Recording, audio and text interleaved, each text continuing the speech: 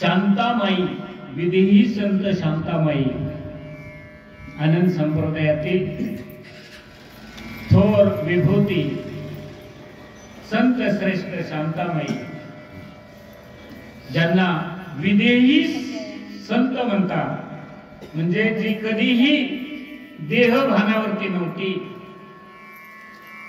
सतत विदेह स्थितीमध्ये असणारी ही अंगठेबहादर महिला आहे. अंगठेबहादर आहे. जशी तुकारामांची शिष्या होती बहिणाबाई, अंगठेबहादर होती, त्याच पद्धतीने या अशिक्षित महिलेचे जवळजवळ 1,500 अभंग आहे.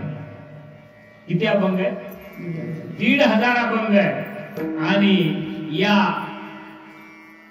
आपल्या मालिकेतील हंस, ब्रह्मा, अत्री, दत्त, नारायण, लक्ष्मण, बलभीम, सखेआनंद आणि शांतामाई, मग बंडोबा, केरोबा, श्रीपाद बाबा, रामदास बाबा आणि तुमचा आमचा नंबर, अशी सद्गुरूचं महत्व प्रतिपादन करणारी आपल्या सखयाची संती सांगेल. सखया महाराजांच्याकडून जिला अनुभव मिळाला आणि जी अखंड विदेह स्थितीमध्ये होती,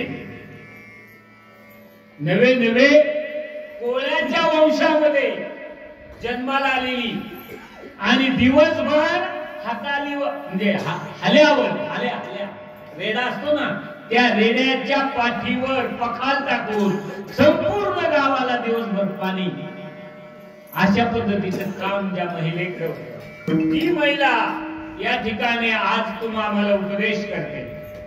काय सांगते? तर ती सांगते, गुरुकृपा झाली थोर, आला आनंदाचा पूर.